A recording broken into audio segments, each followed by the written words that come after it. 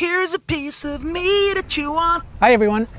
So we're gonna continue to talk about cannabis, ethics, and philosophy, because it does actually mean a lot more than you would think. A lot of people will actually, who are negative towards the idea of cannabis, they will reason that, well, it makes you addicted. It will take away your autonomy. Well, it doesn't really take away anyone's autonomy more than sugar or coffee or cigarettes, and certainly it's not 100% unproblematic. That would be a lie. But before one goes into the itty bitty tidy little bits, we have to look at what creates the political and philosophical basic approach that has created this atmosphere of fear towards this naturally occurring medicine and commodity. Scarcity is something that keeps coming back in modern politics. We're seeing it in speeches by Donald Trump. We're seeing it in Great Britain, where Theresa May and her Tories are they're the richest miniature clique of the society, and they are the ones who continuously are telling the rest of society that everyone else has to accept less, but consequently they get more, of course. But that's just the way of the egotistical child, the 3-year-old child who wants it their way. You get the perfect cake, it's awesome, everything is perfect, all the people and friends come and family comes, and the 3-year-old will stand up screaming or throwing the cake away because it's not what I had in mind. Well, reality is that it's not what we have in mind. Reality is what we all have in mind, and there's more of it. It's not what you have in mind, it's not what I have in mind, it's all of it. And this is what people who have trouble stepping out of the 3-year-old ego, that's what they fall into. They fall into a perceptive view, a way of approaching reality that is not realistic. It's based in desire, not need. It is egotistical. So, where does all that begin? Well, this might be as old as things can possibly get. It may be as old as humans. But we know that the fundamentals of the martial feudal achievement society actually creates something called cognitive fields of dissonance that are strong enough to create not only physical sickness, but it makes the biological entity, the human being or a dog or a whale, it makes us unhappy.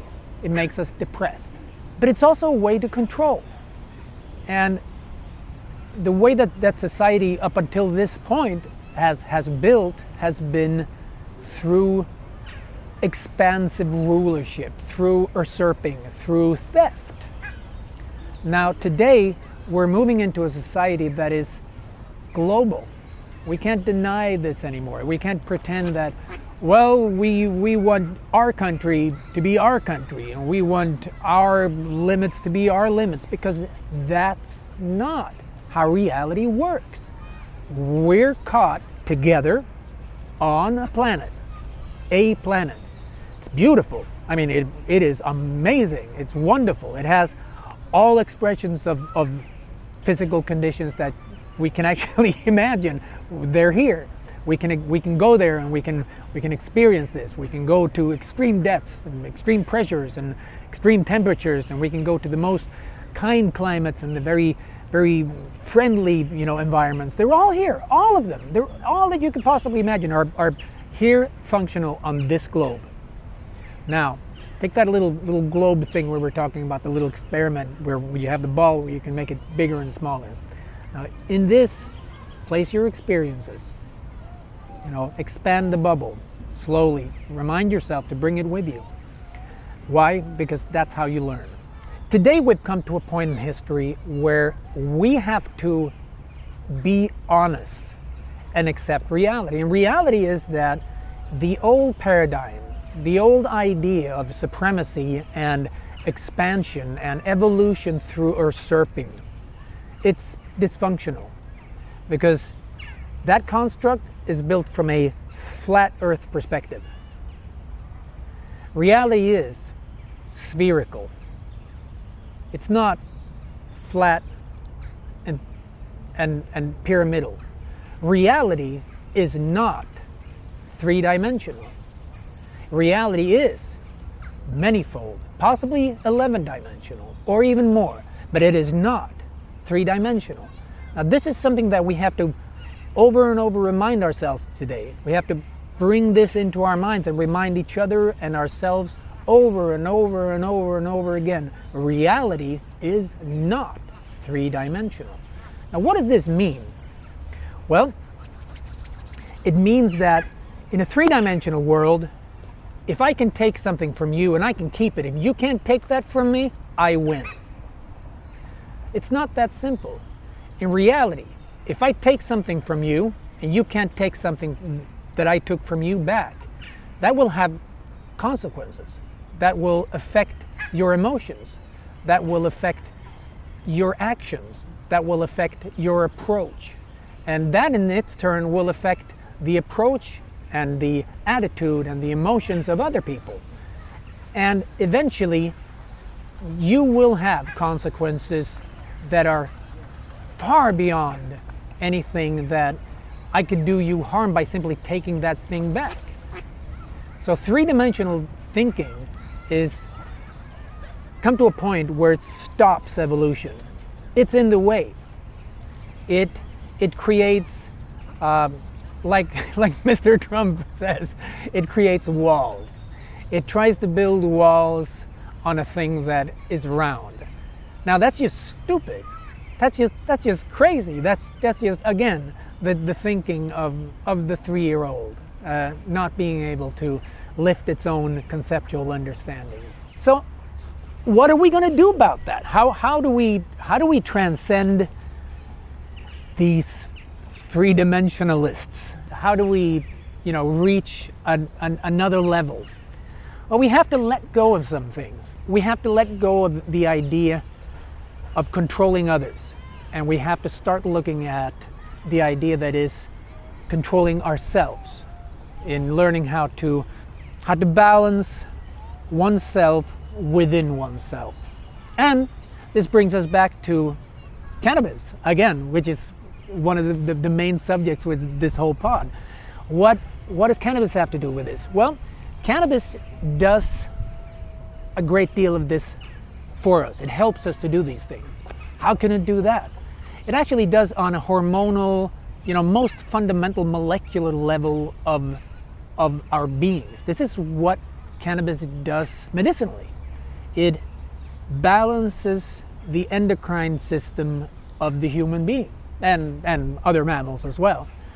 And this could be why possibly some of the old, the oldies that are fearful and believe more in guns and bombs and violent dominance, for them that's a threat, because they invest in money. They believe in gold. They believe in power through violence. And cannabis helps the person who will use cannabis to a more holistic understanding. The parts of cannabis, the cannabinoids, has beneficial effects on the mind and the physical well-being of the human. Why? Because it relaxes us. In relaxation, the endocrine system gets more balanced. The adrenaline levels fall, the dopamine levels balance out, the serotonin finds a more balanced, regular flow. This is very important in a society that is entirely built on stress and fear and adrenaline, a society that at the moment is killing people. In the US, one of the expressions, except that that America's at war with so many countries is that every day an American cop will take his gun and he will kill anything from 3 to 5 human beings every single day. In a country like Sweden, where I am, where we're recording this, 4 people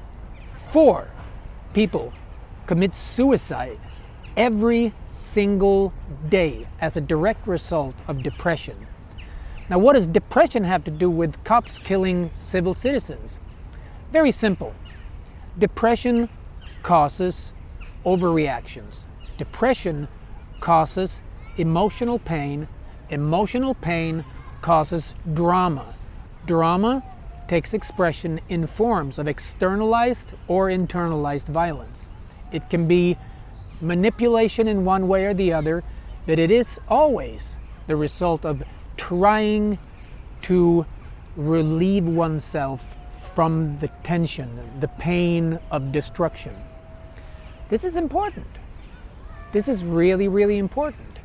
Now, ethically, the idea of not allowing people to use a plant that does not harm for purposes of political control, again, this is insanity. This is nothing more, nothing less, simply insanity. And this is why cannabis really is important. It's not about getting stoned. It's not about eating lots of pizza and laughing at silly shit. Those things are good for you, but it's not about that. The reason why cannabis is so important is it is a key into a new way of relating to reality as we know it. Well, I guess that's today's little pod. Make little comments, press the like thing, share this thing, spread this, and because it's about the knowledge, it's about the ideas. Let's get this out there and let's get people talking. Take care. Alak Baba Sirishandirak. 'Cause you want